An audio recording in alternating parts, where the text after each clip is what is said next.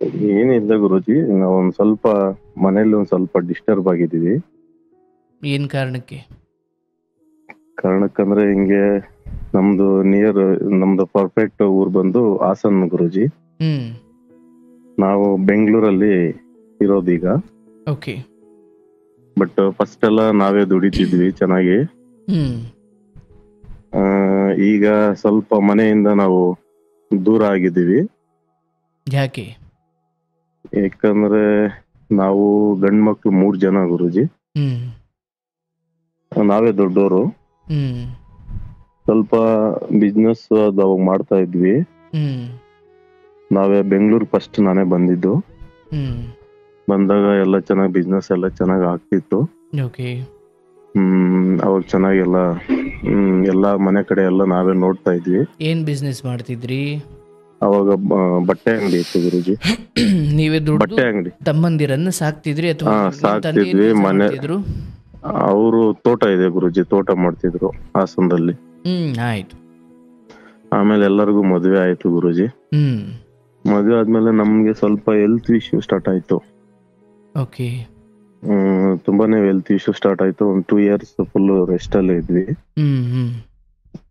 ಆಮೇಲೆ ತಮ್ಮಂದ್ರಿಗೆಲ್ಲ ಮದ್ವೆ ಆಯ್ತಲ್ವಾ, ಅವ್ರು ಒಂದ್ ಸ್ವಲ್ಪ ಚೆನ್ನಾಗಿರೋ ಕಡೆನೆ ಮದ್ವೆ ಆದ್ರು.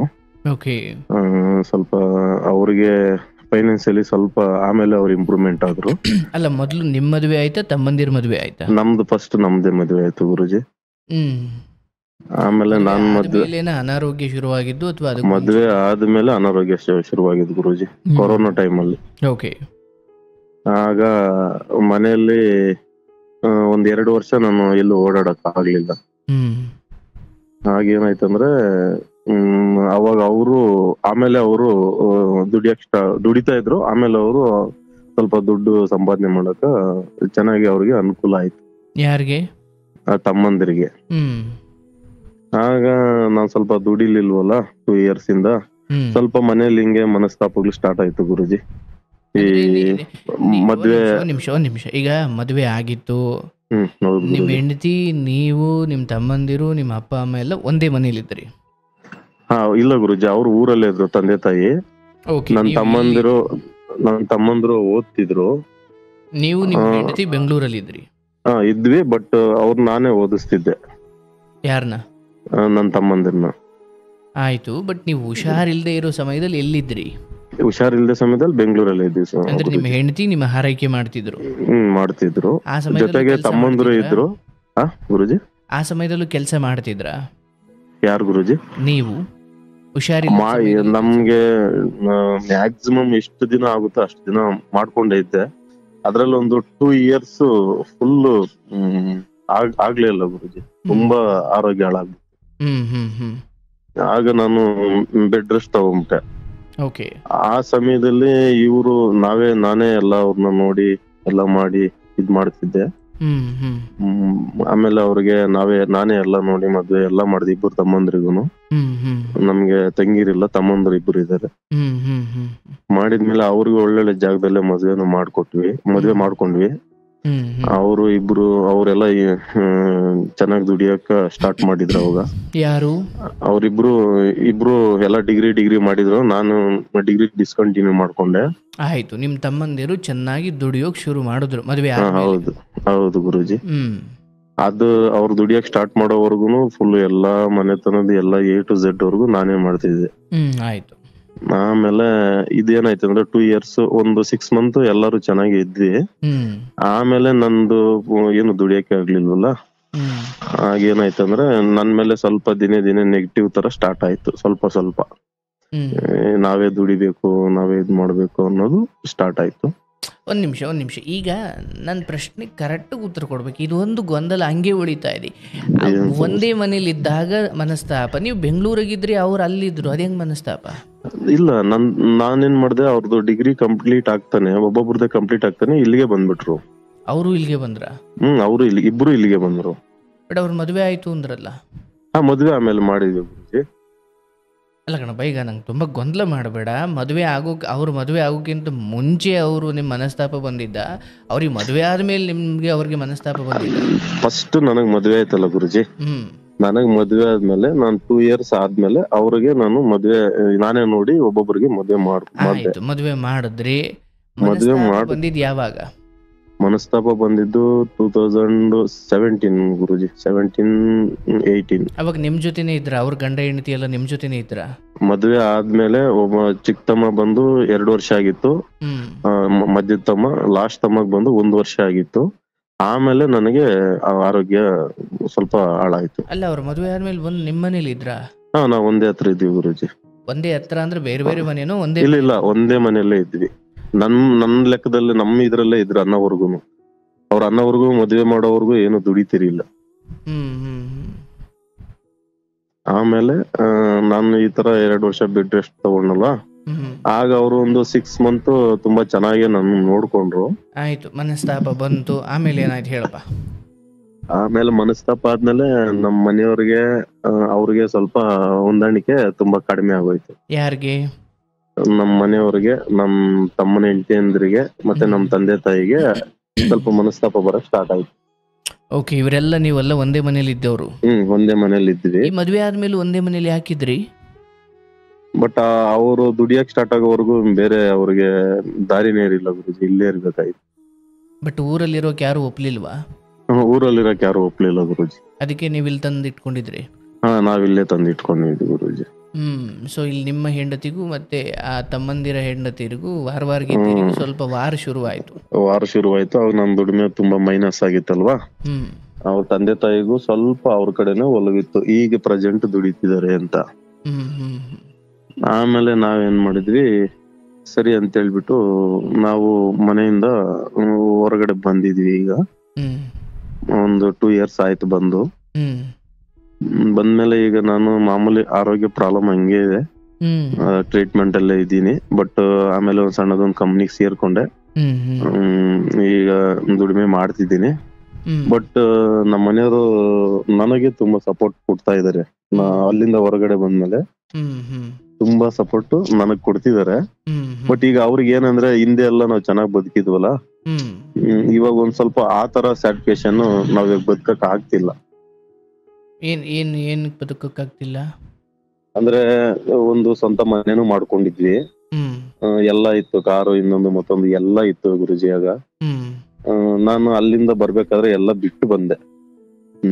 ಯಾಕಂದ್ರೆ ಇವ್ರಿಗೆ ತುಂಬಾ ಮಿಸ್ಅಂಡರ್ಸ್ಟ್ಯಾಂಡಿಂಗ್ ಆಗಿತ್ತು, ನಮ್ಮ ಮಿಸ್ಸಸ್ ಅವ್ರಿಗೆ ಮತ್ತೆ ನಮ್ಮ ಮನೆಯವ್ರಿಗೆ.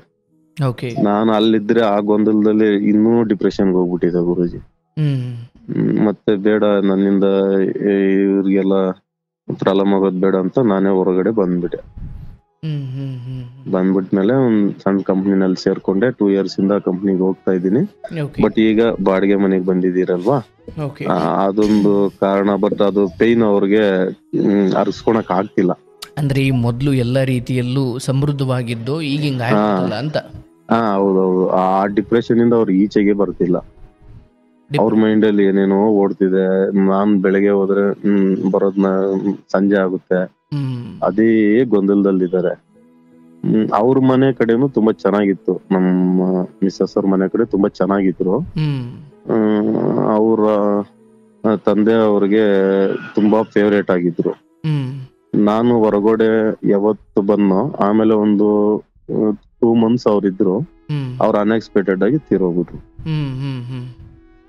ಅದ್ರ ಜೊತೆಗೆ ಇದೊಂದು ಪ್ಲಸ್ ಆಗೋಯ್ತು ಇವ್ರಿಗೆ, ಇನ್ನೂ ಡಿಪ್ರೆಷನ್ಗೆ ಹೋಗ್ಬಿಟ್ಟಿದಾರೆ ಗುರುಜಿ. ಆ ಡಿಪ್ರೆಷನ್ ಇಂದ ಈಚೆ ಬರ್ಬೇಕಂದ್ರೆ ನಿಮ್ದೊಂದು ಕೆಲವೊಂದು ಮಾತುಗಳು, ಒಂದು ಧೈರ್ಯ, ನಿಮ್ ಮಾತು, ನೀವು ಯಾವ ತರ ಅಂದ್ರೆ ನಿಮ್ ಮಾತಿಂದ ಬದ್ಲಾಗ್ತಾರ ಅನ್ನೋ ನಂಬಿಕೆ ನನಗಿದೆ ಗುರುಜಿ. ಆದ್ರಿಂದ ಅವ್ರನ್ನ ನಿಮ್ಮನ್ನೊಂದ್ಸರಿ ಇದು ಮಾಡಿಸಿ ಅವ್ರ ಹತ್ರ ತುಂಬಾ ಆಳವಾಗಿ ಇದ್ದು ಒಳಗಿನ ಪೇನ್ ಏನೈತೆ ಅದನ್ನ ಕಂಡಿಡ್ಕೊಂಡು ಅದನ್ನ ತೆಗೆದು ಬಿಟ್ರೆ ನಮ್ ಲೈಫ್ ತುಂಬಾ ಚೆನ್ನಾಗಿರುತ್ತೆ ಗುರುಜಿ. ಅದೊಂದು ನನಗೆ ಹೆಲ್ಪ್ ಮಾಡ್ಕೊಟ್ರೆ ಸಾಕು ಗುರುಜಿ. ಈಶ್ವರ. ಬಟ್ ಇಲ್ಲಿ ಅವರ ತಂದೆ ಏನ್ ಕಾರಣಕ್ಕೆ ತೀರಿ ಹೋದ್ರು? ಅವರು ತಂದೆಗೆ ಏನಿಲ್ಲ ಗುರುಜಿ, ಫಸ್ಟ್ ಒಂಥರ ಏನಂತಾರ ಅಂದ್ರೆ ಕೋಲ್ಡ್ ತರ ಆಗಿದೆ. ಕೋಲ್ಡ್ ಅಂದ್ರೆ ಕಫ ತರ ಆಗಿ, ಕಫ ಆಗಿ ಅದನ್ನ ಬ್ಲಾಕ್ ಆಗಿ ಲಂಗ್ಸ್ ಇದಾಗಿ ಪ್ರಾಬ್ಲಮ್ ಆಯ್ತು ಗುರುಜಿ. ಬಟ್ ಅವರು ಮನೆ ಕಡೆ ಅವ್ರ ತಂದೆ ಒಬ್ರು ಇವ್ರಿಗೆ ನನ್ಗಿನ್ನ ಹೆಚ್ಚಾಗಿ ಕೇರ್ ಮಾಡ್ತಿದ್ರು. ಅವ್ರಿಗೆ ನನ್ನ ಇದೇ ಬೇಕಾಗಿರಿಲ್ಲ, ಅಂದ್ರೆ ನನ್ನ ಇದಕ್ಕಿನ್ನ ಅವ್ರ ತಂದೆ ಇದು ತುಂಬಾ ಇತ್ತು. ನಾನು ಈಚೆ ಬರಕ್ಕೆ ಅವ್ರ ತಂದೆನೂ ತೀರೋಕೆ ಕೋಇನ್ಸಿಡೆಂಟ್ ಆಯ್ತಲ್ವಾ. ಅವತ್ತು ಅವರು ಡಿಪ್ರೆಷನ್ ತರ ಆಡ್ದವ್ರು. ಈಚೆಗೆ ಬರೋಣ ಅನ್ನೋದು ನಿಮ್ ನಿರ್ಧಾರವಾಗಿತ್ತು ಅಥವಾ ಹೆಂಡತಿಯ ಒಪ್ಪಿಗೆಯೂ ಆಗಿತ್ತು ಅದಕ್ಕೆ? ಅಂದ್ರೆ ನಿರ್ಧಾರ ನಂದು ಇರಿಲ್ಲ, ಅವ್ರದ್ದು ಇರಿಲ್ಲ, ಮನೆಯಲ್ಲಿ ಕ್ರಿಯೇಟ್ ಆಗಿತ್ತಲ್ವಾ. ಇದು ನನಗೆ ತುಂಬಾ ನೋವು ಅನ್ಸಿತ್ತು. ಬಟ್ ನನ್ನಿಂದ ಆಚೆ ಬಂದ್ಬಿಟ್ರ ಆ ನೋವಲ್ಲಿ ಒಂದಿನ ನೈಟ್ ಆಚೆ ಬಂದ್ಬಿಟ್ರು. ಹಾಗೆ ಬಂದಾದ್ಮೇಲೆ ಎಲ್ಲ ಮಾಡ್ಕೊಂಡು ಮೊದ್ಲೇ ರೆಡಿ ಮಾಡ್ಕೊಂಡು, ಈಗ ಮೊದ್ಲೇ ಏನು ನಾನು ಪ್ರಿಪೇರ್ ಆಗಿರಿಲ್ಲ ಗುರುಜಿ. ಅದು ಒಂದು 6 months ನಾವು ತುಂಬಾ ಸ್ಟ್ರಗಲ್ ಮಾಡಿದೆ, ನೋಡೋಣ ನೋಡೋಣ ನೋಡೋಣ ಅಂತ. ಬಟ್ ಹಂಗಂತ ಅವ್ರನ್ನೂ ನಾನು ಬಿಟ್ಕೊಡಕ್ ನನ್ಗ ಅವ್ರನ್ನ ಇದ್ ಮಾಡಕ್ಕೂ ನನ್ಗೆ ಬ್ಲೈಮ್ ಮಾಡಕ್ಕೂ ನನ್ ಮನ್ಸು ಒಪ್ಪಿಲ್ಲ. ಯಾರನ್ನ? ನಮ್ಮ ಮನೆಯವ್ರನ್ನು. ಅಂದ್ರೆ ನಿಮ್ ಹೆಂಡತಿನ? ಅಲ್ಲಲ್ಲ, ನಮ್ಮ ತಮ್ಮಂದ್ರು, ತಂದೆ ತಾಯಿ, ಅಣ್ಣ ತಮ್ಮ, ತಮ್ಮನ ಹೆಂಡತಿ, ಇವ್ರನ್ನು ಕೂಡ ಬಿಟ್ಕೊಡಕ್ ಆಗಲ್ಲ. ಬಿಟ್ಕೊಡಕ್ ಆಗ್ದಿರಾ ನಾನೇ ಸೈಡ್ ಬಂದ್ರೆ ಅವ್ರು. ನನ್ ಪ್ರಶ್ನೆ ಇರೋದು, ಈಗ ಸಡನ್ ಆಗಿ ಆಚೆ ಬಂದ್ರಲ್ಲ, ಇಲ್ಲಿ ಯಾರ ಮನೇಲಿ ಇದ್ರಿ ಅಥವಾ ಬಾಡಿಗೆ ಮನೆ ಮಾಡ್ಕೊಂಡಿದ್ರ ಮೊದ್ಲೇ? ಏನ್ ಕತೆ ಅದು? ಇಲ್ಲ, ನಾನು 1 week ಮೊದ್ಲೇ ನಾನು ಪ್ರಿಪೇರ್ ಆಗಿದ್ದೆ.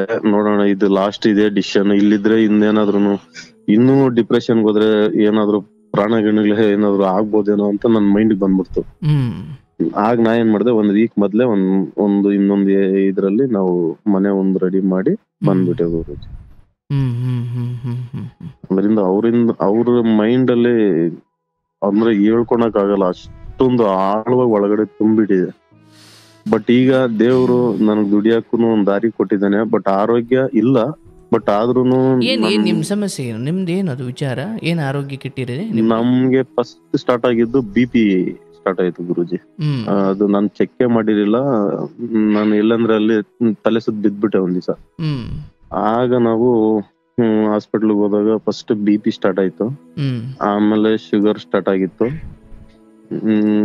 ಆಮೇಲೆ ಸ್ವಲ್ಪ ಆಟದ್ದು ಪ್ರಾಬ್ಲಮ್ ಸ್ಟಾರ್ಟ್ ಆಯ್ತು. ಅದು ಇವಾಗ ಡೈಲಿ ರುಟೀನ್ ಟ್ಯಾಬ್ಲೆಟ್ ಎಲ್ಲ ಇದ್ದೀನಿ. 3 months ಒಂದು ಚೆಕಪ್ ಮಾಡಿಸ್ಕೊಬೇಕು. ಬಟ್ ಏನು ಪ್ರಾಣಕ್ಕೆ ಏನ್ ಸಮಸ್ಯೆ ಇಲ್ಲ ಅಂತ ಹೇಳಿದ್ದಾರೆ? ಏನಿಲ್ಲ, ಬಟ್ ಹಂಗೆ ರೆಗ್ಯುಲರ್ ಆಗಿ ಟಚ್ ಅಲ್ಲೇ ಇರ್ಬೇಕು ಗುರುಜಿ. ಟ್ಯಾಬ್ಲೆಟ್ ಬಿಡಂಗಿಲ್ಲ, ಹಾಸ್ಪಿಟ್ಲ್ಗೆ ಹೋಗೋದು ನಿಲ್ಸಂಗಿಲ್ಲ. ಏನ್ ಕಾರಣಕ್ಕೆ ಬಂತು ಅಂತ ಇದು? ಓವರ್ ಟೆನ್ಷನ್ ಅಂತ ಒಬ್ಬೊಬ್ರು ಒಂದೊಂಥರ ಹೇಳ್ತಾರೆ ಡಾಕ್ಟರ್ಸ್. ಬಟ್ ಬಂದಿದೆ, ಕನ್ಫರ್ಮ್ ಆಗಿ ಬಂದ್ಬಿಟ್ಟಿದೆ ಗುರು.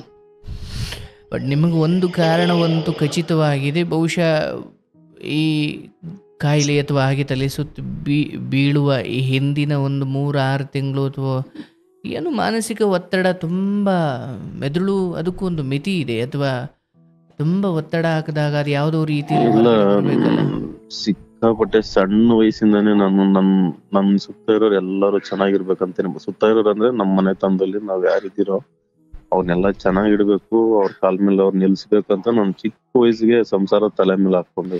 ಅಂದ್ರೆ ತುಂಬಾ ಟೆನ್ಷನ್ ತಗೊಂಡ್ರಿ ಅನ್ನೋದನ್ನ ಒಪ್ಕೊಳ್ತೀರಾ? ಹೌದಲ್ಲ, ಸಿಕ್ಕಾಪಟ್ಟೆ ಟೆನ್ಷನ್. ನನಗೆ ಹೋಗಿ ಡಾಕ್ಟರ್ ಫಸ್ಟ್ ಹೇಳಿದ್ದೆ ಓವರ್ ಟೆನ್ಷನ್, ಇದು ಇಷ್ಟಿಗಾಗ್ಬಾರ್ದಾಯ್ತು, ಇನ್ನು ಮೇಜರ್ ಆಗ್ಬೇಕಾಯ್ತು, ಬಟ್ ಇಷ್ಟಲ್ಲೇ ನೀವು ಎಚ್ಚೆತ್ಕೊಂಡಿದ್ದೀರಾ ಅಂತಾನೆ ಹೇಳಿ ಗುರುಜಿ. ದೊಡ್ಡ ಡಾಕ್ಟರ್ ಹತ್ರಗೆ ಹೋಗಿದ್ದೆ ಗುರುಜಿ. ಮನಸ್ಸನ್ನ ಯಾವಾಗಲೂ ನಿರಾಳವಾಗಿ ಇಟ್ಕೊಳ್ಳೋ ಕಡೆ ಮನುಷ್ಯ ಸಮಯ ಕೊಡಬೇಕು, ಅದೇ ಅವನ ಮೊದಲ ಔಷಧಿ. ನೋಡಿ, ನೀವು ಎಲ್ಲರನ್ನು ಚೆನ್ನಾಗಿಡಬೇಕು, ಎಲ್ಲರನ್ನು ಉದ್ಧರಿಸಬೇಕು, ಎಲ್ಲರನ್ನು ಉದ್ಧಾರ ಮಾಡಿಬಿಡಬೇಕು, ಎಲ್ಲರ ನೆಮ್ಮದಿಗೆ ನಾನು ಕಾರಣವಾಗಬೇಕು, ಅವರೆಲ್ಲರ ಮುಖದಲ್ಲಿ ನಗು ನೋಡಬೇಕು, ಒಬ್ಬ ಸಜ್ಜನನ ಲಕ್ಷಣ ಹೌದು. ಆದರೆ ನಾನು ಏನನ್ನು ಅಂದುಕೊಂಡಿದ್ದೀನಿ ಅದಕ್ಕೊಂದು ಪೂರಕ ವಾತಾವರಣ ಆ ಕಡೆಯಿಂದಲೂ ಇರಬೇಕು. ಅಂದ್ರೆ ನಾನು ಇದು ಯಾವಾಗ ನನಗೆ ಮನೆಯಲ್ಲಿ ಪ್ಲಸ್ ಆರ್ ಮೈನಸ್ ಸ್ಟಾರ್ಟ್ ಆಯ್ತೋ ಆ ಕ್ಷಣದಿಂದ ಸ್ವಲ್ಪ ಥಿಂಕ್ ಬಂತು, ಹೌದು ನಾನು ಫಸ್ಟ್ ನಾನು ಪ್ರಿಪೇರ್ ಮಾಡ್ಕೊಬೇಕಾಯ್ತು, ಮಕ್ಕಳನ್ನ ಸೇವ್ ಮಾಡ್ಬೇಕಿತ್ತು, ನಮ್ಮ ಫ್ಯಾಮಿಲಿನೂ ಒಂದ್ ಸ್ವಲ್ಪ ನಾನು ನಂದು ಅಂತ ನಾನು ಭಾವಿಸ್ಬೇಕಿತ್ತು ಅಂತ ಆಮೇಲೆ ಅನಿಸ್ತು. ಬಟ್ ಅನ್ಸೋ ಟೈಮ್ಗೆ ಎಲ್ಲ ಮುಗ್ದೋಗಿತ್ತು ಗುರುಜಿ. ಇಲ್ಲಿ ಅಂದ್ರೆ ನಾನು ಹೇಳೋದು, ಇಲ್ಲಿ ಸಾವಿನ ಪ್ರಶ್ನೆ ಅಲ್ವೇ ಅಲ್ಲ. ಹಾಗೆ ಮರಣ ಬರುವ ಮುನ್ನ ಶರಣರ ಪಾದ ಹಿಡಿದು ಬದುಕಿನ ಸತ್ಯವನ್ನ ಅರ್ಥಕೊಳ್ಬೇಕು. ಹೌದು ಗುರೂಜಿ. ಬದುಕಿನ ಸತ್ಯವೇ ಬೇರೆ ಇದೆ. ನಿಮ್ಮ ಭ್ರಮಾಲೋಕದಲ್ಲಿ, ನಿಮ್ಮದೇ ಕಲ್ಪನೆಯ ಲೋಕದಲ್ಲಿ ನೀವು ತುಂಬ ಆದರ್ಶಪ್ರಾಯರು ಅನ್ನೋ ಥರ ನಿಮಗೆ ನೀವು ಅಂದ್ಕೊಂಡು ಬದುಕಿದ್ರೆ ಅದು ಹೊರಗಿನವ್ರು ತಪ್ಪಲ್ಲ, ಅದು ನಿಮ್ಮ ದಡ್ಡತನ. ಇದೇ ತರನೇ ನನಗೆ ಎಷ್ಟು ಜನ ನನ್ನ ಲಿಂಕಲ್ಲಿ ಪರಿಚಯ ಇದಾರೋ 99% ಅದನ್ನೇ ಹೇಳ್ತಾರೆ ಗುರುಜಿ. ಇರ್ಲಿ, ಆಯ್ತು, ನಾನು ಆ ವಿಚಾರ ಮಾತಾಡಿ. ನಿಮ್ಮ ಶ್ರೀಮತಿ ಅವ್ರು ಇದ್ದಾರ ಅಲ್ಲಿ? ಗುರುಜಿ ಇಲ್ಲ ಗುರುಜಿ, ನಾನು ಸ್ವಲ್ಪ ಹೊರಗಡೆ ಇದ್ದೆ, ಜಸ್ಟ್ ಟ್ರೈ ಮಾಡೋಣ ಅಂತ ಮಾಡಿದ್ರೆ ಕನೆಕ್ಟ್ ಆಗುತ್ತೆ ಗುರುಜಿ. ಒಂದ್ಸರಿ ನಿಮ್ಮನ್ನ ನೇರವಾಗಿ ಆಯ್ತು, ಒಮ್ಮೆ ಆಶ್ರಮಕ್ಕೆ ಯಾವಾಗಾದ್ರೂ ಕರ್ಕೊಂಡು ಬನ್ನಿ, ಅಥವಾ ಇನ್ನೊಮ್ಮೆ ಈ ನಂಬರ್ಗೊಂದು ವಾಟ್ಸಪ್ ಮಾಡಿ ಒಂದು ಸಮಯ ಕೊಡ್ತಾರೆ, ಮಾತಾಡೋಣ. ಬಟ್ ಆಕೆಗೆ ನೋಡಿ, ತಂದೆಯ ಸಾವನ್ನು ಅರಗಿಸಿಕೊಳ್ಳುವ ವಿಚಾರದಲ್ಲಿ ಬಹಳ, ತಂದೆ ಅಂದ್ರೆ ಮದುವೆ ಆದ್ಮೇಲೂ ಅಷ್ಟೇ ಪ್ರೀತಿ ಕೊಡ್ತಾ ಇದ್ದ ತಂದೆಯ ಸಾವು ಅಂದ್ರೆ ಅವ್ರು ಏನ್ ಮಾಡ್ತಿದ್ರು ಅಂದ್ರೆ ಗುರುಜಿ, ಅದರಲ್ಲಿ ತಂದೆನ ಯಾವ ತರ ಅಂದ್ರೆ ನನಗಿನ್ನ 10 ಪಟ್ಟು ಹೆಚ್ಚಾಗಿ ಅವರು ಅವಲಂಬನೆ ಆಗ್ಬಿಟ್ಟಿದ್ರು. ಬಟ್ ಎಲ್ಪೋ ಅದಿದಂತಲ್ಲ, ಅದು ಒಳಗಡೆ ಫೀಲಿಂಗ್ ಇರುತ್ತಲ್ಲ. ನನ್ಗೆ ಅರ್ಥ ಆಯ್ತು, ಕೇಳಿಸ್ಕೊಂಬ. ಅದು ಆಯ್ತಾ ಅಲೆಯ? ಗುರುಜಿ, ಇವನ್ ನಿನ್ನ ಪ್ರೀತಿ ಇಲ್ಲದೆ ಹೋದ್ರು ತಂದೆ ಇದ್ದಾರೆ ಇದನ್ನ ಹೇಳಲಿಕ್ಕೆ ತಾನೇ ನೀವು ಒದ್ದಾಡ್ತಿರೋದು. ನಿಜ ಗುರುಜಿ, 100%. ಆ ಕರುಣೆ, ಆ ಪ್ರೇಮ ಅಥವಾ ವಾತ್ಸಲ್ಯ, ತವ್ರ ಮನೆಯಲ್ಲಿದ್ದ ಪ್ರೇಮ ಮದುವೆ ಆದ್ಮೇಲೆ ಏನು ಬದಲಾವಣೆ ಆಗ್ಲಿಲ್ಲ ಅನ್ನೋದೇ ಅಷ್ಟೇ ಸತ್ಯ. ಅದು ಹಾಗೆ ಇತ್ತು. ಈಕೆಯು ಕೂಡ ಪ್ರೀತಿಯನ್ನ ಬಹಳ ದೊಡ್ಡ ಮಟ್ಟದಲ್ಲಿ ಆಮದು ಮಾಡ್ಕೊಳ್ತಾ ಇದ್ರು ತಂದೆಯಿಂದ. ತಂದೆಯು ಕೂಡ ಅಷ್ಟೇ ಪ್ರೀತಿ ಕೊಡ್ತಿದ್ರು. ಅದು ನಿಮ್ಮ ತಮ್ಮಂದಿರು, ಅಪ್ಪ ಅಮ್ಮ ಎಲ್ಲ ನಗುಮುಖದಲ್ಲಿದ್ದವರು ಹೇಗೆ ಇದ್ದಕ್ಕಿದ್ದ ಹಾಗೆ ತಮ್ಮ ಬೇರೆಯದೇ ಮುಖವನ್ನು ತೋರಿಸಿದ್ರು, ಈ ಆಘಾತ ಮತ್ತೆ ಜೊತೆಯಲ್ಲಿದ್ದ ತಂದೆ ಸಾವಿನ ದವಡೆ ಸೇರಿದಾಗ ಆ ಆಘಾತ ಎರಡು ಬೇರೆ ಬೇರೆ ಏನಲ್ಲ. ನಿನ್ನ ಮನೆಯವರ ಸಡನ್ ಆಗಿ ಅವರ ವರ್ತನೆ, ಅವರ ನಡವಳಿಕೆ ಬದಲಾಗಿದ್ದು, ಮತ್ತೆ ಇವರ ತಂದೆ ಸಡನ್ ಆಗಿ ತೀರು ಹೋಗಿದ್ದು ಹೆಚ್ಚು ಕಮ್ಮಿ. ಇದು ಸಾವು, ಇದು ಬದಲಾವಣೆ. ಕೆಲವೊಮ್ಮೆ ಬದಲಾವಣೆ ಸಾವಿಗಿಂತ ಬಹಳ ದೊಡ್ಡ ನೋವು ಕೊಡ್ತವೆ. ಸಾವಾದ್ರೂ ಅನ್ಭವಿಸ್ಬೋದು, ಇದು ಅನ್ಭವಿಸಕ್ ಆಗ್ತಿಲ್ಲ ಗುರು. ಇದು ನಿಮಗೆ ಬಿದ್ದು ಹೊಡೆತ, ಅದು ಆಕೆಗೆ ಬಿದ್ದು ಹೊಡೆತ. ಆದರೆ ಆಕೆಗೆ ಈ ಎರಡರಲ್ಲೂ ಸಮಪಾಲಿದೆ. ಇದೆ ಗುರುಜಿ. ನಿಮ್ಗಾದ್ರೂ ಮಾವನೊಂದಿಗೆ ಅದೊಂದು ಹೆಣ್ಣು ಕೊಟ್ಟು ಮಾವ ಇಲ್ಲ, ನಾನು ಅವ್ರ ವ್ಯಕ್ತಿತ್ವನೇ ಹಂಗೆ ಇತ್ತು ಗುರುಜಿ. ಸೇಮ್ ಅವ್ರ ತರನೇ ನಾನು ಅಡಾಪ್ಟ್ ಆಗ್ಬಿಟ್ಟಿದ್ದೆ. ಅದರಿಂದ ನನಗೆ ಈಚೆಗೆ ಬರಕ್ಕೆ ಸುಮಾರು 1 ವರ್ಷ ಟೈಮ್ ತೊಂದ್ರೆ ಇಲ್ಲ. ಬಟ್ ಇಲ್ಲಿ ಬಹಳ ಆಳವಾದ ಸತ್ಯವನ್ನ ಅರ್ಥ ಮಾಡಿಕೊಳ್ಳಿಕ್ಕೆ ನಿಮ್ಮ ಮನಸ್ಸುಗಳನ್ನ ಹದ ಮಾಡಿಕೊಳ್ಳದೆ ಹೋದ್ರೆ ನೀವು ಇದೇ ಭ್ರಮೆಯಲ್ಲಿ ಬದುಕಿ ಇದೇ ಭ್ರಮೆಯಲ್ಲಿ ಸಾಯ್ಬೇಕಾಗುತ್ತೆ. ಹೌದು ಗುರುಜಿ. ಸಾವಿನ ಮರ್ಮವನ್ನು ನಾವು ಅರ್ಥ ಮಾಡಿಕೊಳ್ಬೇಕು. ನೋಡಿ, ತಂದೆಯ ಸಾವು ಅನ್ನೋದು ಅಂತಿಮವಾಗಿ ಅದು ತಂದೆ ಸಾವು ಅಂತಲ್ಲ. ಕಡೆಗೆ ಸುಮ್ಮನೆ ಹೇಳ್ತೀನಿ, ನಿಮ್ಮಲ್ಲೇ ಯಾರೋ ಒಬ್ರು ಹೋದ್ರು ಅಂದ್ರೂ ಕೂಡ ಮನುಷ್ಯನ ನೋವುಗಳು, ಯಾತನೆಗಳು ಜೊತೆಗಿದ್ದ ಕಾರಣಕ್ಕಾಗಿ ಒಂದಷ್ಟು ನೆನಪುಗಳನ್ನು ನಾವು ಹುಟ್ಟಾಕೊಂಡಿದ್ದೀವಿ ಅಥವಾ ನೆನಪುಗಳನ್ನು ನಾವು ಉತ್ಪಾದಿಸಿಕೊಂಡಿದ್ದೀವಿ. ಅವರು ಹೋದ ಮೇಲೆ ಆ ಜಾಗ ಖಾಲಿ ಅನ್ಸೋದ್ರಿಂದ ನಿಮ್ಮ ಉಸಿರಿರೋವರೆಗೂ ಆ ನೋವು ಇದ್ದದ್ದೇ. ಬಟ್ ನೋವಿನ ಪ್ರಮಾಣದಲ್ಲಿ ಹೋಗ್ತಾ ಹೋಗ್ತಾ ಕಡಿಮೆ ಆಗುತ್ತಷ್ಟೇ. ಇವತ್ತಿಗೂ ಬಹುಶಃ ನೀವು ನೋಡೇ ಇಲ್ಲದ ನಿಮ್ಮ ಮುತ್ತಾತ, ನಿಮ್ಮ ಮುತ್ತಜ್ಜಿ ಬಗ್ಗೆ ನಿಮ್ಮ ತಂದೆ ತಾಯಿ ಏನಾದರೂ ಮಾತಾಡಿದ್ರೆ ಒಂದು ವೇಳೆ ನಿಮಗೂ ಒಂದು ಭಾವನೆ ಬರುತ್ತೆ, ಅವ್ರು ನೀವು ನೋಡೇ ಇಲ್ಲ. ಅಂದ್ರೆ ಸಾವು ಅಥವಾ ಸಾವಿನ ದವಡೆಗೆ ಅಥವಾ ಸಾವಿನ ಪಾಶಕ್ಕೆ ಒಳಗಾದ ಅಥವಾ ಸಾವನ್ನಪ್ಪಿರುವ ಅವರು ಈಗಿಲ್ಲ, ನೀವು ಅವರು ನೋಡೇ ಇಲ್ಲ. ಆದರೂ ಇಲ್ಲ ನಿಮ್ಮ ತಾತ ಹಿಂಗಿದ್ರು, ಇಷ್ಟು ಚೆನ್ನಾಗಿ ಒಳ್ಳೆಯವರಿದ್ರು, ಇಷ್ಟು ರೀತಿಯಲ್ಲಿ ಬದುಕಿದ್ರು ಅಂತ ಹೇಳಿದಾಗ ನಿಮಗೂ ಒಂದು ಏನು ಭಾವನೆ ಬರೋದು. ಅಂದರೆ ಸಾವಿನ ವಿಚಾರದಲ್ಲಿ ಅಂದರೆ ಹೆಣ ಕಣ್ಣು ಮುಂದಿದ್ದಾಗ ಹೆಣದ ಮೇಲೆ ಬಿದ್ದು ಅಳ್ತಾರೆ. ಅದೇ ಹೆಣವನ್ನು ಗುಂಡಿ ಒಳಗಡೆ ಹಾಕ್ಬಿಟ್ಟು ಮನೆ ಕಡೆ ಬರಬೇಕಾದ್ರೆ ಸ್ವಲ್ಪ ಆ ನೋವಲ್ಲಿ ಕಡಿಮೆ ಆಗಿರುತ್ತೆ. ಅಂದ್ರೆ ಹೆಣ ಮನೆ ಮುಂದಿದ್ದಾಗ ಬಿದ್ದು ಅಳುತ್ತಿದ್ದವರು ಹೆಣವನ್ನು ಮುಚ್ಚಿ ಸುಟ್ಟಾಕಿ ಮನೆ ಕಡೆ ಬರಬೇಕಾದ್ರೆ ಆ ನೋವಲ್ಲಿ ಸ್ವಲ್ಪ ಕಡಿಮೆ ಆಗಿರುತ್ತೆ. 11 ದಿವಸದವರೆಗೂ ಒಂದು ರೀತಿ ನೋವು, ವರ್ಷದವರೆಗೂ ಒಂದು ರೀತಿ ನೋವು, ಆಮೇಲೆ ಅವರವ್ರ ಬದುಕಲೇಬೇಕು, ಬೇರೆ ದಾರಿ ಇಲ್ಲ. ಹೋದವರ ನೆನಪಿರುತ್ತೆ, ಆದರೆ ಹೋದವರ ನೆನಪಲ್ಲಿ ತನ್ನ ಬದುಕನ್ನು ಹಾಳು ಮಾಡ್ಕೊಳ್ಳೋಕೆ ಯಾರೂ ಇಷ್ಟಪಡಲ್ಲ. ಆದರೆ ಈ ಮಮಕಾರ ಇದೆಯಲ್ಲ, ಇಲ್ಲ ನಾನು ಅವರಿಲ್ಲದೆ ಹೋದ್ರೆ ಬದುಕಲ್ಲ ಅಂತ ಆರಂಭದಲ್ಲಿ ಅನಿಸುತ್ತೆ, ಅದು ನಮ್ಮ ಅಜ್ಞಾನ. ಬಟ್ ಬದುಕಲೇಬೇಕು, ಬದುಕು ಅದಕ್ಕಿಂತ ಬಹಳ ದೊಡ್ಡ ವಿಚಾರ. ಸೊ ನಿಮ್ಮ ಹೆಂಡತಿಗೆ ಈ ತಂದೆಯ ಸಾವು ಅನ್ನೋದೇನಿದೆ, ಇದು ಸಹಜವಾಗಿ ಅವರಿಗೆ ಹಚ್ಚಿಕೊಂಡ ಕಾರಣಕ್ಕೆ ನೋವು ಕೊಡ್ತಾ ಇದೆ. ಅವರು ಮುಂದೆ ಹೋಗಿರೆ ನಾನೊಂಚೂರು ಹಿಂದೆ ಹೋಗ್ತೀನಿ. ತಂದೆ ಜೊತೆಗಿದ್ದ ಸಮಯದಲ್ಲಿ ನಾನೂ ಅವರಿಗೆ ನೋವು ಕೊಟ್ಟಿಲ್ಲ, ಅವರೂ ನನಗೆ ನೋವು ಕೊಟ್ಟಿಲ್ಲ, ಹಾಗಾಗಿ ಅಲ್ಲಿ ದುಃಖ ಪಡ್ಲಿಕ್ಕೆ ಕಾರಣ ಇಲ್ಲ. ಬಟ್ ಆ ಮಗಳು ಅನ್ನೋ ಭಾವನೆ ಇರೋದ್ರಿಂದ ಅದು ದುಃಖ ಇದೆ. ಅದೇ ಊರಲ್ಲಿ ಬೇರೆಯವರು ಸತ್ತಾಗ ನಿಮ್ಮ ಹೆಂಡತಿ ಅಷ್ಟು ಅಳುತ್ತಿರ್ಲಿಲ್ಲ. ಯಾಕೆ? ಅವರೊಂದಿಗೆ ಯಾವ ನೆನಪುಗಳು ಇಲ್ಲ ಇವರಿಗೆ. ಯಾರೊಂದಿಗೆ ಹೆಚ್ಚು ನೆನಪುಗಳನ್ನು ನಾವು ಕಾಪಾಡಿಕೊಂಡಿದ್ದೀವೋ ಅವ್ರು ನಮ್ಮ ಜೊತೆ ಹಾಗೇ ಇರಲಿ. ಇವನ್ ಯಾವ ಮಟ್ಟಿಗೆ ಅಂದರೆ ನಾನು ಸತ್ತ ಮೇಲೆ ಅವ್ರು ಸಾಯಲಿ ಅಂತ ನಾವು ಆಸೆ ಪಡ್ತೀವಿ. ಇದು ಮನುಷ್ಯನ ಮಮಕಾರ, ಮತ್ತೆ ಅವನು ಹಚ್ಚಿಕೊಳ್ಳುವ ರೀತಿಯೇ ಅದು ಅಜ್ಞಾನ ಅಂತ ಗೊತ್ತಿದ್ದು ಅವನನ್ನು ಅದರಿಂದ ತರಲಿಕ್ಕೆ ಋಷಿಮುನಿಗಳಿಂದಲೂ ಹೊರಗಡೆ ತರಲಿಕ್ಕೆ ಆಗಿಲ್ಲ. ಅದು ಏನು ಮಾಡಲಿಕ್ಕಾಗಲ್ಲ, ಪ್ರಕೃತಿ ಗುಣ ಆಗ್ಬಿಟ್ಟಿದೆ ಅದು. ಆದರೆ ಇನ್ನೊಬ್ಬರ ಸಾವು ನನ್ನ ಬದುಕನ್ನು ಶೋಷಣೆಗೆ ಅಥವಾ ನನ್ನ ಬದುಕನ್ನು ಅಧಪತನಕ್ಕೆ ತಳ್ಳಬಾರ್ದು. ನನ್ನ ತಂದೆ ಹೇಗೆ ಬಹಳ ಉದಾತ್ತವಾಗಿ ಆದರ್ಶವಾಗಿ ಬದುಕಿ ಹೋದರೂ ನಾನು ಹಾಗೆ ಬದುಕಬೇಕಪ್ಪ ಅನ್ನೋ ಧೈರ್ಯವನ್ನು ತಂದುಕೊಂಡು ನಿಮ್ಮ ಹೆಂಡತಿ ಈ ವಿಚಾರದಲ್ಲಿ ತಂದೆಯ ನೆನಪಲ್ಲಿ ನಿಮ್ಮ ಸಂಸಾರವನ್ನು ಚೆನ್ನಾಗಿ ತಂದೆಯ ಆಸೆ ಏನಾಗಿತ್ತು? ನನ್ನ ಮಗಳು ಓದ ಕಡೆ ಚೆನ್ನಾಗಿರಲಿ ಅಥವಾ ನನ್ನ ಮಗಳು ಗಂಡನ ಜೊತೆ ಚೆನ್ನಾಗಿರಲಿ. ಅವರ ಆಸೆ ಏನಾಗಿತ್ತು? ಗಂಡನ ಜೊತೆ ಚೆನ್ನಾಗಿರಲಿ. ಗಂಡನ ಜೊತೆ ಈಕೆ ಒಂದು ವೇಳೆ ಹಳೆಯದನ್ನೆಲ್ಲ ಅಥವಾ ಈ ನೋವನ್ನೆಲ್ಲ ಮರೆತು ನಿಮ್ಮ ಜೊತೆ ಚೆನ್ನಾಗಿದ್ದು ಸಂಸಾರವನ್ನು ಚೆನ್ನಾಗಿ ಕಟ್ಟಿಕೊಂಡ್ರೆ ತಂದೆ ಆತ್ಮಕ್ಕೆ ಶಾಂತಿ ಸಿಕ್ಕಂಗೆ. ತಂದೆ ಸತ್ರು ಅಂತ ಹತ್ಕೊಂಡು ಒಂದು ವೇಳೆ ನಿಮ್ಮ ಸಂಸಾರ ಅಧೋಗತಿ ಆದರೆ ತಂದೆಯ ಆತ್ಮಕ್ಕೆ ಖಂಡಿತ ಕಣ್ಣೀರು ಹಾಕೋ ಥರ, ಅಂದರೆ ತಂದೆಯ ಆತ್ಮಕ್ಕೆ ನೆಮ್ಮದಿ ಸಿಗಲ್ಲ. ಯಾಕೆ? ಆ ಆತ್ಮ ಸಾಯುವ ಮುನ್ನ ಬಯಸಿದ ಒಂದೇ ಒಂದು ಆಸೆ ನನ್ನ ಮಗಳು ಜೀವನ ಚೆನ್ನಾಗಿರಬೇಕು. ಹಾಗಾದರೆ ಅವರ ತಂದೆಗೆ ಅವರು ನೆಮ್ಮದಿ ಕೊಡಬೇಕು ಆ ಲೋಕದಲ್ಲಿ ಅನ್ನೋದಾದರೆ ಇಲ್ಲಿ ಚೆನ್ನಾಗಿ ಬದುಕಿ ತಂದೆಯ ಆಸೆ ಏನಿತ್ತು ಅದು ಈಡೇರಿಸಬೇಕು. ಗಂಡನ ಜೊತೆ ಚೆನ್ನಾಗಿರಬೇಕು ಅನ್ನೋದೇ ಆಗಿತ್ತು ಅಂದ್ಕೊಳ್ಳೋಣ ಅವರ ಆಸೆ. ಒಂದು ವೇಳೆ ಇವರು ಹತ್ತು ನಿಮಗೆ ಬೇರೆ ಕಾಯಿಲೆ, ನಿಮ್ದೇನೋ ಒಂದು ಅಧೋಗತಿ ಆಯಿತು, ಇನ್ನೂ ಪಾತಾಳಕ್ಕೆ ಹೋದ್ರಿ ಅಂದರೆ ಆ ಪಿತೃಲೋಕದಲ್ಲಿರೋ ಆ ಜೀವಕ್ಕೂ ನೆಮ್ಮದಿ ಇಲ್ಲ, ಇಲ್ಲಿರೋ ನಿಮಗೂ ನೆಮ್ಮದಿ ಇಲ್ಲ. ಹಾಗಾಗಿ ನಿಮ್ಮ ಹೆಂಡತಿಗೆ ಹೇಳಿ, ನಿಮ್ಮ ತಂದೆಗೋಸ್ಕರ ನೀನು ಕಣ್ಣೀರು ಹಾಕುವ ಬದಲು ಅವರ ಆಸೆ ಏನಿತ್ತು ಅದನ್ನು ಈಡೇರಿಸುವುದೇ ಅವರ ಆತ್ಮಕ್ಕೆ ನೀವು ಕೊಡೋದು ಬಹಳ ದೊಡ್ಡ ಉಡುಗೊರೆ. ಅದು ಒಂದು. ಅಂಡ್ ಎರಡನೇದು, ಈ ಮುಂಚೆ ನಮಗೆ ಕಾರಿತ್ತು, ಸ್ವಂತ ಮನೆ ಇತ್ತು, ಎಲ್ಲವೂ ಚೆನ್ನಾಗಿತ್ತು. ಈಗ ನಮ್ಮ ಬದುಕು ಈ ರೀತಿ ಬಂದುಬಿಡ್ತಲ್ಲ. ಹಿಂದೆ ಚೆನ್ನಾಗಿ ಬದುಕಿದವರು ಇದ್ದಕ್ಕಿದ್ದ ಹಾಗೆ ಭಗವಂತನ ಅನುಗ್ರಹವೋ ಅಥವಾ ವಿಧಿಯ ಕೈವಾಡವೋ ವಿಧಿಯಾಟವೋ ಏನೋ ಬರಿಗೈ ಆಗಿಬಿಟ್ಟು ಅಂದಾಗ ನಾವು ಹಿಂದೆ ಚೆನ್ನಾಗಿದ್ದೋ ಈಗ ಯಾಕೆ ಹಿಂಗಾದೋ. ಈಗ ನೋಡಿ, ನೀವು ಬರಿಗೈ ಆಗಿದ್ದು ನಿಮಗೆ ದುಃಖವಿಲ್ಲ, ಅಥವಾ ನಿಮ್ಮ ಹೆಂಡತಿ ವಿಚಾರಕ್ಕೆ ತಗೊಳ್ತೀನಿ. ಮನುಷ್ಯನಿಗೆ ಕಳೆದ ವರ್ಷ ಶಾಸಕನಾಗಿದ್ದವನು ಈ ವರ್ಷ ಸೋತ ಅಂದಾಗ ಅಯ್ಯೋ ನಾನು ಹೋದ ವರ್ಷ ಹಂಗಿದ್ದೆ ಈ ವರ್ಷ ಹಿಂಗ ಆಗಿಬಿಟ್ಟೆ ಅಂತ ಪಡ್ಲಿಕ್ಕೆ ದುಃಖ ಇಲ್ಲ. ಯಾಕೆ? ಮುಂದೆ ಎಲೆಕ್ಷನ್ ಬರುತ್ತೆ ಅನ್ನೋ ಸತ್ಯವನಿಗೆ ಗೊತ್ತಿರಬೇಕು. ಹೀಗೆ ನಾನು ಹಿಂದೆ ಕಾರಿತ್ತು, ಮನೆ ಇತ್ತು, ಎಲ್ಲ ಚೆನ್ನಾಗಿತ್ತು, ಈಗ ಹಿಂಗಾಯಿತು. ಅರೆ ಅಂತ ಶ್ರೀರಾಮಚಂದ್ರ ಸೀತಾಮಾತೆ ಕೂಡ ಅರಮನೆ ಅಯೋಧ್ಯೆಯನ್ನು ಬಿಟ್ಟು ಕಾಡಿಗೆ ಹೋಗಿ 14 ವರ್ಷ ಬದುಕು ಬಂದ್ರಲ್ಲ. ಅರ್ಥಾತ್ ಈ ಹೆಣ್ಣು ಅರ್ಥ ಮಾಡಿಕೊಳ್ಬೇಕು, ಇಲ್ಲಿ ಕಾರು ಮನೆ ಅಥವಾ ಒಂದು ಸ್ಥಿತಿವಂತ ಬದುಕಿಗಿಂತ ಈ ಕೊಳಕು ಮನಸ್ಸು ಅಥವಾ ಈ ದ್ವೇಷ ತುಂಬಿದ ಮನಸ್ಸುಗಳಿಂದ ಹೊರಗಡೆ ಬದುಕುವುದು ಇದು ಎಲ್ಲದಕ್ಕಿಂತ ಬಹಳ ದೊಡ್ಡ ಸಿರಿವಂತಿಕೆ. ಯಾಕೆಂದರೆ ಅಲ್ಲಿದ್ದುಕೊಂಡು ಕಾರ್ನು ಮನೇನೇನು ಮುರ್ಕೊಂಡು ತಿಂತೀರಾ?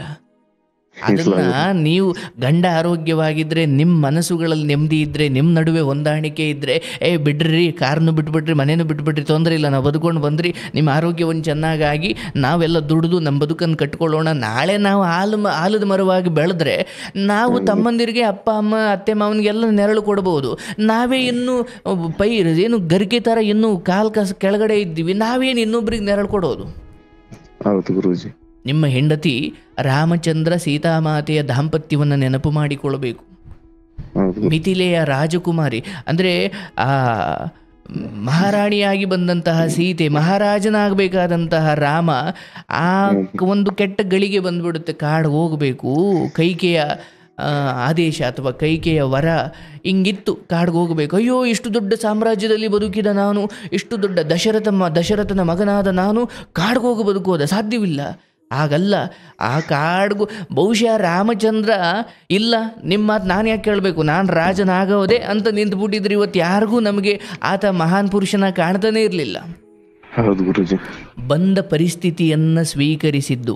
ಇದರಲ್ಲಿ 2 ಅರ್ಥ. ಒಂದು, ರಾಜನಾಗಿದ್ದವನು ನಾಡು ಅಂದರೆ ನಾರು ಮುಡಿಯನ್ನು ತೊಟ್ಟು ಬಿಲ್ಲು ಬಾಣ ಹಿಡ್ಕೊಂಡು ಬರೀ ಮರದ ಚಪ್ಪಲಿ ಹಾಕೊಂಡು ಕಾಡು ಅಲಿಬೇಕಾದ ಪರಿಸ್ಥಿತಿ.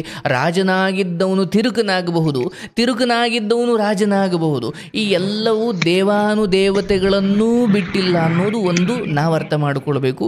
ನಿಮ್ಮ ಹೆಂಡತಿಗೆ ಹೇಳಿ, ನಮ್ಮ ಆರೋಗ್ಯ ಚೆನ್ನಾಗಿದ್ದರೆ, ನಿಮ್ಮ ಆರೋಗ್ಯ ಯಾವುದಕ್ಕೆ ಸಂಬಂಧಿಸಿದ್ದು ನೀವೇ ಹೇಳಿದ್ರಿ, ಮಾನಸಿಕವಾಗಿ ನಿರಾಳತೆ, ಹಗುರತೆ, ಶಾಂತತೆ ಇದ್ದರೆ ಆರೋಗ್ಯವೂ ಚೆನ್ನಾಗಿರುತ್ತೆ.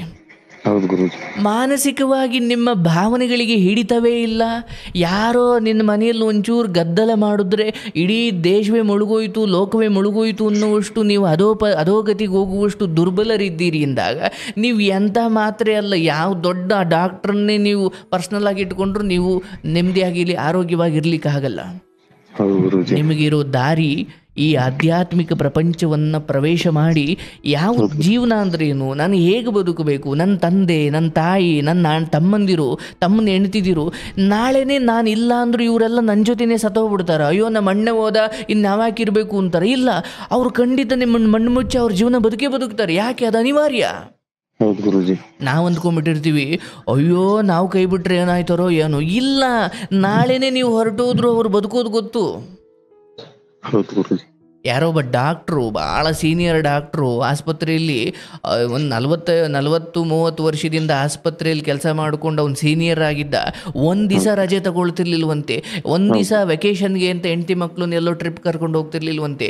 ಯಾಕ್ರಿ ಡಾಕ್ಟ್ರ್ ಹಿಂಗೆ ಅಂದರೆ, ಅಯ್ಯೋ ಇಲ್ಲಿರೋರಿಗೆ ಜೂನಿಯರ್ಗಳಿಗೆ ಏನು ಗೊತ್ತಾಗಲ್ಲ, ನಾನು ಒಂದು ದಿವಸ ಬರಲಿಲ್ಲ ಅಂದರೆ ಆಸ್ಪತ್ರೆನ ಮುಳುಗಿಸ್ಬಿಡ್ತಾರೆ, ರೋಗಿಗಳನ್ನೆಲ್ಲ ಸಾಯಿಸ್ಬಿಡ್ತಾರೆ, ಹಾಗಾಗಿ ನಾನು ಒಂದು ದಿವಸಲು ರಜೆ ಹಾಕೋಕ್ಕೆ ಇಷ್ಟಪಡಲ್ಲಪ್ಪ, ನಾನು ಇಲ್ಲದೆ ಹೋದ್ರೆ ಆಸ್ಪತ್ರೆ ನಡೆಯಲ್ಲ ಅಂದ್ಕೊಂಡಿದ್ದೆ. ಯಾವುದೋ ಒಂದು ಹೆಣ್ಮಗಳು ಹೋಗಿ, ನೀವೆಲ್ಲ ಅಂದ್ಕೊಂಬಿಡಿ, ಆಯ್ತು ಅವರೆಲ್ಲ ನೋಡ್ಕೊಳ್ತಾರೆ, ನಾನು ಇರ್ತೀನಿ, ನೀವು ಒಂದು 10 ದಿವಸ ಅಮೇರಿಕ ಹೋಗಿ ಬಂದು ಅಂತ ಅವನನ್ನು ಅಮೇರಿಕ ಕಳಿಸಿದ್ರು. ಅವನು ಇಲ್ಲ, ಆಸ್ಪತ್ರೆ ಮುಳುಗಿಸ್ಬಿಡ್ತೀರಾ, ನಾನು ಇರಲೇಬೇಕು, ನನ್ನ ಮಾತು ಕೇಳಿ, ಇಲ್ಲ ನೀವು ಟ್ರಿಪ್ ಹೋಗಲೇಬೇಕು ಅಂತ ಹೆಂಡತಿ ಮಕ್ಕಳೆಲ್ಲ ಒತ್ತಾಯ ಮಾಡಿ ಕಳಿಸಿದ್ರು. ಒಂದು ತಿಂಗಳಾದ್ಮೇಲೆ ಬರ್ತಾನೆ, ಆಸ್ಪತ್ರೆ ಮೊದಲಿಗಿಂತ ಚೆನ್ನಾಗಿತ್ತಂತೆ. ಅವನಿಗೆ ಹೆಂಗಾಯ್ತು ಅಂದರೆ, ಅಯ್ಯೋ ಈ 40 ವರ್ಷ ನಾನು ಭ್ರಮೇಲಿ ಬದುಕುದು ನಾನಂತವನು. ನಾನು ಇಲ್ಲದೆ ಹೋದರೆ ಮನೆ ಮುಳುಗೋಗ್ಬಿಡುತ್ತೆ, ನಾನು ಇಲ್ಲದೆ ಹೋದರೆ ಸಮಾಜ ಹಾಳಾಗ್ಬಿಡುತ್ತೆ, ನಾನು ಇಲ್ಲದೆ ಹೋದ್ರೆ ಏನೂ ಇಲ್ಲ. ನಿಮಗೆ ಎಲ್ಲಿವರೆಗೂ ಶಕ್ತಿ ಇರುತ್ತೆ ಅಲ್ಲಿವರೆಗೂ ಮಾಡಿ. ನಿಮ್ಮನ್ನೇ ಉಳಿಸಿಕೊಳ್ಳಲಾಗದ ಪರಿಸ್ಥಿತಿ ಬಂದಾಗ ನಿಮ್ಮನ್ನೇ ಉಳಿಸ್ಕೊಳ್ಳೋಕೆ ಏನು ಮಾಡಿದ್ರೂ ಅದು ತಪ್ಪಿಲ್ಲ. ಅಯ್ಯೋ ತಮ್ಮಂದಿರನ್ನ ಅರ್ಧ ದಾಡಿಯಲ್ಲಿ ಬಿಟ್ಟು ಹೋಗ್ಬಿಟ್ಟು ನನ್ನನ್ನು ಉಳಿಸ್ಕೊಂಡಾಗ ನಾನು ಮಿಕ್ಕೆಲ್ಲರನ್ನು ಕೈ ನೀಡಿ ಬರ್ರಪ್ಪ ದಡಕ್ಕೆ ಅಂತ ಎಳಿಬೋದು. ನೀವೇ ಮುಳುಗೋಗ್ಬೇಕಾದ್ರೆ ಅವ್ರನ್ನೆಲ್ಲಿ ಕಾಪಾಡ್ತೀರ ನೀವು?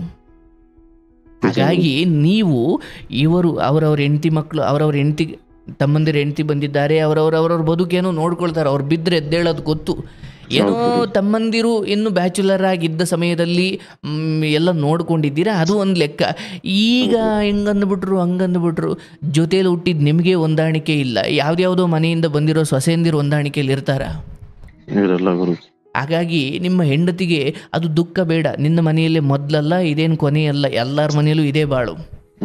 ನಿಮ್ಮ ಹೆಂಡತಿ ನೀವು ಅರ್ಥ ಮಾಡ್ಕೊಳ್ಬೇಕು, ನೋಡೇ ನನ್ನ ಆರೋಗ್ಯ ನಿನ್ನ ಆರೋಗ್ಯ ಚೆನ್ನಾಗಿದ್ದರೆ 100 ವರ್ಷ ನೀವು ಚೆನ್ನಾಗಿ ಬದುಕಿ, ಇದು ನನ್ನ ಹಾರೈಕೆ. 100 ಅಲ್ಲ, ಇನ್ನೂ ಒಂದು 40, 50, 60 ವರ್ಷ ಚೆನ್ನಾಗಿ ಬದುಕಿ, ಏನು ತೊಂದರೆ ಇಲ್ಲ. ಆದರೆ ನೀವು ಕಾರು, ಮನೆ ಇವುಗಳ ಆಧಾರದ ಮೇಲೆ ಬದುಕೋಕೆ ಹೋಗಬೇಡಿ. ನಿಮ್ಮ ಹೆಂಡತಿಗೆ ಪಾಪ ಆಕೆದೇನು ದುರಾಸೆ ಏನಲ್ಲ, ಬಟ್ ಅಂಥವು ಇರ್ತವೇನು ಮಾಡಲಿಕ್ಕಾಗಲ್ಲ. ಹಿಂದೆ ಚೆನ್ನಾಗಿ ಬದುಕಿ, ಏನು ಹುಟ್ಟಾಗ್ಲಿಂದ ಬಡತನ ಬಂದಿದ್ರೆ ಚೆನ್ನಾಗಿತ್ತು, ತೊಂದರೆ ಇಲ್ವಂತೆ.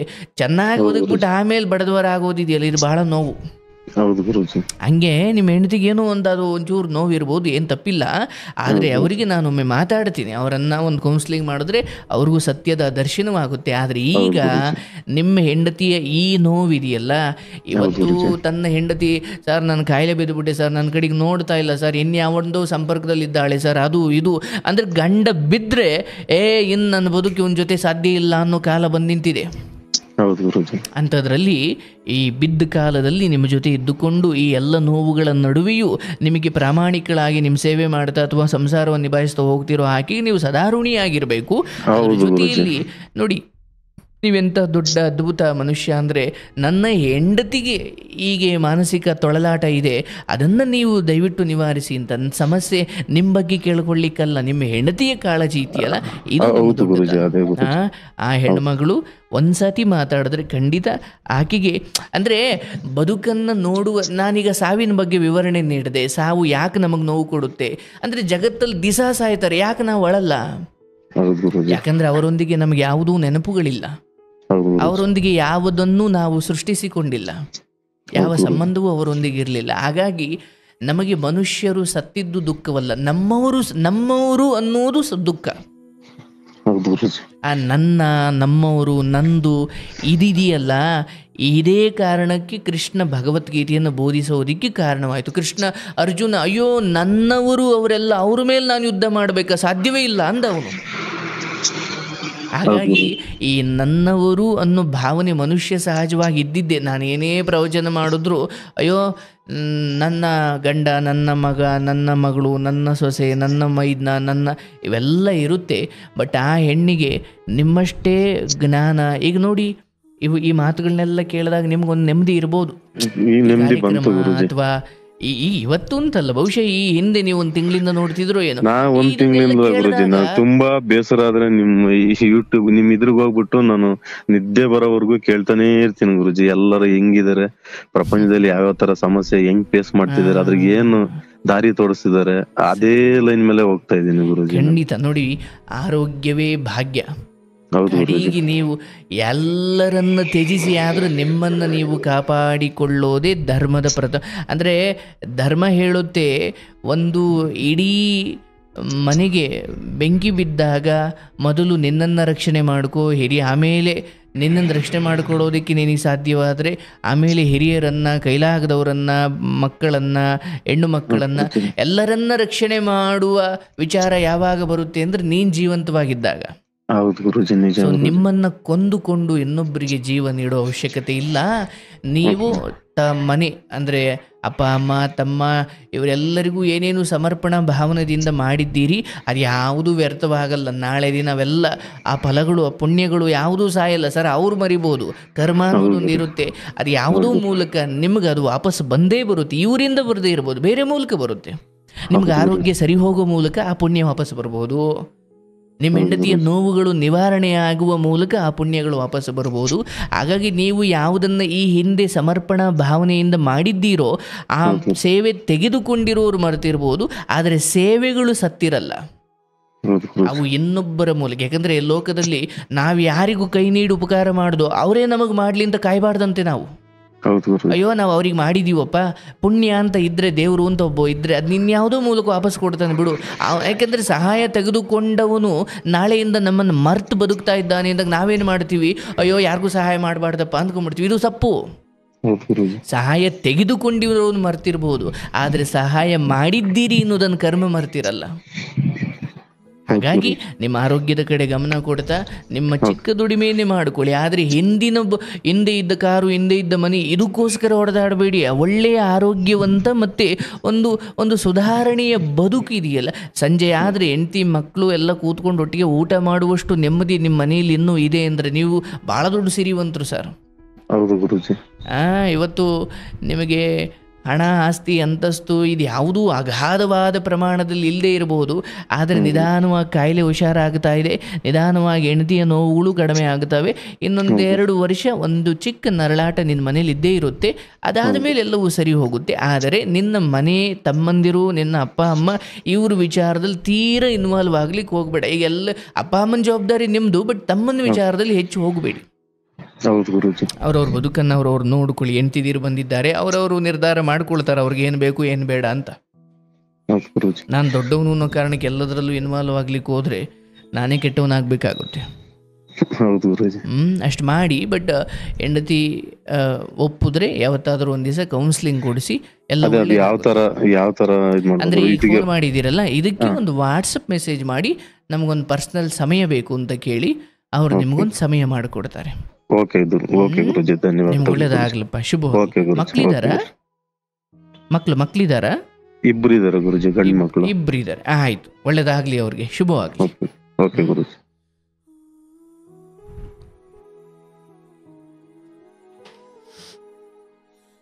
ನೋಡಿ,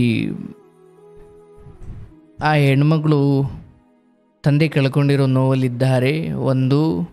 ಆ್ಯಂಡ್ ಎರಡನೇದು, ಹಿಂದೆ ಚೆನ್ನಾಗಿದ್ದೋ ಈಗ ಹಿಂಗೆ ಆಗ್ಬಿಡ್ತು ನಮ್ಮ ಬದುಕು, ಏನು ಮಾಡೋದು ಅನ್ನೋ ಒಂದು ಭಾವನೆ. ನೋಡಿ, ಇಲ್ಲಿ ಅರ್ಥ ಮಾಡ್ಕೊಳ್ಳಿ, ಯಾರೂ ಕೂಡ ಶಾಶ್ವತವಾಗಿ ಇದ್ದಂಗೆ ಇರೋದಿಲ್ಲ. ಅದಕ್ಕೆ ಯಾಕೆ ನಮ್ಮ ಹಿರಿಯರು ಮಹಾನುಭಾವರೆಲ್ಲ ಸರಳತೆಯ ಜೀವನ, ಸರಳ ಜೀವನಕ್ಕೆ ಹೆಚ್ಚು ಮಹತ್ವ ಕೊಟ್ಟರು ಅಂದರೆ ಈ ಕಾರಣಕ್ಕೆ. ಯಾಕಂದರೆ ಸಂಪತ್ತು ಇದ್ದಾಗ ನಮಗೆಲ್ಲ ಇದೆ ಅಂತ ಅಂದ್ಕೊಳ್ಳೋಕ್ಕೆ ಹೋಗಬಾರ್ದು. ನಿಮಗೇನೂ ಇಲ್ಲ ಅಂದ್ಕೊಳ್ಬೇಕು. ಒಳ್ಳೆ ಮನೆ ಇದೆ, ಕಾರಿದೆ, ಎಲ್ಲ ಇದೆ, ಅದಿದೆ, ಇದಿದೆ. ನಾಳೆ ಏನೋ ಒಂದು ಕಾಯಿಲೆ ಬಂದು ದುಡ್ಡು ಸಾಲದೆ ಎಲ್ಲವನ್ನು ಬಂದಷ್ಟು ರೇಟಿಗೆ ಮಾರಿಬಿಟ್ಟು ಆಸ್ಪತ್ರೆಗೆ ದುಡ್ಡು ಕಟ್ಟಬೇಕಾದ ಪರಿಸ್ಥಿತಿ ಬಂದುಬಿಡ್ಬೋದು. ನೀವು ವಸ್ತುಗಳನ್ನು ನಂಬಿಕೊಂಡು ನಿಮ್ಮ ಸಿರಿವಂತಿಕೆಯನ್ನು ನಿರ್ಧಾರ ಮಾಡಬೇಡಿ. ಸರಳವಾಗಿರಿ. ನಿಮ್ಮ ಮನೆ ಮುಂದೆ 3 ಕಾರ್ ನಿಂತಿರಲಿ, ನಿಮ್ಮ ನಡೆ ನುಡಿ, ಧರಿಸುವ ಬಟ್ಟೆ, ಆಡುವ ಮಾತು ಎಲ್ಲವೂ ಸರಳವಾಗಿರಬೇಕು. ಸರಳತೆ ಇದೆಯಲ್ಲ, ಸಿರಿವಂತಿಕೆಗಿಂತ ದೊಡ್ಡದದು. ನೀವು ತುಂಬ ಸಿರಿವಂತಿಕೆಗೆ ಅಂಟ್ಕೊಂಡ್ಬಿಟ್ರೆ ಏನಾಗ್ಬಿಡುತ್ತೆ, ಅದು ನಾಳೆ ದಿನ ಏನೋ ದರಿದ್ರವಾದ ಬದುಕು ಬಂದುಬಿಡ್ತು. ಆಗ ತಡ್ಕೊಳಕ್ಕಾಗಲ್ಲ ನಿಮಗೆ. ಯಾಕೆ ಮೊದಲಿದ್ದ ಈ ಸಿರಿವಂತಿಕೆಯ ಬದುಕನ್ನು ನೀವು ತುಂಬ ಮನಸ್ಸಿಗೆ ತಗೊಂಡ್ಬಿಟ್ಟಿರ್ತೀರಿ.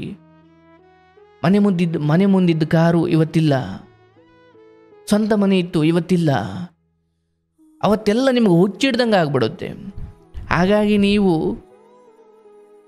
ನಿಮ್ಮ ಗಂಡ, ನಿಮ್ಮ ಮಕ್ಕಳು, ನಿಮ್ಮ ಕುಟುಂಬ ಅವರೊಂದಿಗೆ ಆರೋಗ್ಯಯುತ ಜೀವನವನ್ನು ಕಳೆಯಿರಿ. ಬಹಳ ಧನಾತ್ಮಕವಾದ ಒಂದು ಸಮಯ, ಸಂತೋಷದ ಸಮಯ ಕಳೀರಿ. ವಸ್ತುಗಳು ಬದಲಾಗುತ್ತವೆ, ವಸ್ತುಗಳು ಕೆಟ್ಟು ಹೋಗ್ತವೆ ಅಥವಾ ವಸ್ತುಗಳು ಹಾಳಾಗುತ್ತವೆ. ಆದರೆ ಮನುಷ್ಯನ ಅಂತರಂಗದಲ್ಲಿ ಸರಳತೆ ಇದೆಯಲ್ಲ, ಅಥವಾ ಸರಳವಾದ ಬದುಕಿದೆಯಲ್ಲ, ಇದೇ ನಿಮ್ಮನ್ನು ಕಡೆಯವರೆಗೂ ಸಂತೋಷವಾಗಿಡೋದು. ಹಾಗಾಗಿ ಯಾವುದಕ್ಕೂ ಅಂಟ್ಕೊಳ್ಳೋಕೆ ಹೋಗಬೇಡಿ. ಆದಷ್ಟು ಸರಳವಾದ ಜೀವನವನ್ನು ಬದುಕಿ. ಅದಕ್ಕೆ ದೊಡ್ಡವರು ಹೇಳ್ತಾರಲ್ಲ, ಎಲ್ಲವೂ ಇದ್ದಾಗ ಏನೂ ಇಲ್ಲದಂತಿರು. ಕೇಳಿಸ್ಕೊಳ್ಳಿ ಕರೆಕ್ಟಾಗಿ, ಎಲ್ಲವೂ ಇದ್ದಾಗ ಏನೂ ಇಲ್ಲದಂತಿರು. ಒಂದು ವೇಳೆ ಏನೂ ಇಲ್ಲದ ಪರಿಸ್ಥಿತಿ ಬಂದರೂ ನೀನು ಎಲ್ಲವೂ ಇದ್ದಂತೆಯೇ ಕಾಣುತ್ತೀಯ ಅಂತ. ಎಲ್ಲ ಇದ್ದಾಗಲೂ ನನಗೇನೂ ಇಲ್ಲಪ್ಪ ಅನ್ನೋ ಸರಳವಾಗೇ ಇರು. ಆದರೆ ಏನೋ ಗ್ರಹಗತಿ, ಏನೋ ಹಣೆ ಬರಹ, ಇದ್ದಿದ್ದ ಸಿರಿವಂತಿಕೆ ಎಲ್ಲ ಕಿತ್ಕೊಂಡು ಹೋಯ್ತು, ಎಲ್ಲ ಹಾಳಾಗೋಯ್ತು, ಎಲ್ಲ ನಷ್ಟವಾಗೋಯ್ತು. ಆಗ ನೀನು ಜನರಿಗೆ ಇಲ್ಲಪ್ಪ ಮೊದಲೇ ಎಲ್ಲ ಇದ್ದಾಗಲೂ ಇವನು ಹಿಂಗೆ ಇದ್ದ, ಈಗಲೂ ಎಲ್ಲ ಇರ್ಬೋದು ಇವನಿಗೆ ಅಂತ ಹಂಗೆ ಕಾಣ್ತೀರ ನೀವು ಜನಕ್ಕೆ. ಎಲ್ಲವೂ ಇದ್ದಾಗ ಏನೂ ಇಲ್ಲದಂತಿರು, ಏನೂ ಇಲ್ಲದ ಪರಿಸ್ಥಿತಿ ಬಂದಾಗಲೂ ಎಲ್ಲವೂ ಇದ್ದಂತೆ ನೀವು ಕಾಣ್ತೀರಾ ಅಂತ. ಹಾಗಾಗಿ ಎಲ್ಲವೂ ಇದ್ದಾಗ ಮನುಷ್ಯ ಆ ಸಿರಿವಂತಿಕೆಯನ್ನು ತುಂಬ ಪ್ರೀತಿಸೋಕೆ ಹೋಗಬಾರ್ದು. ಅದು ಬಂದಿದೆ, ಅದಿದೆ, ಆದರೆ ನಿಮ್ಮ ನೆಮ್ಮದಿ ಸಿರಿವಂತಿಕೆಯಿಂದ ಬರೋದಲ್ಲ. ಒಳ್ಳೆಯದಾಗಲಿ.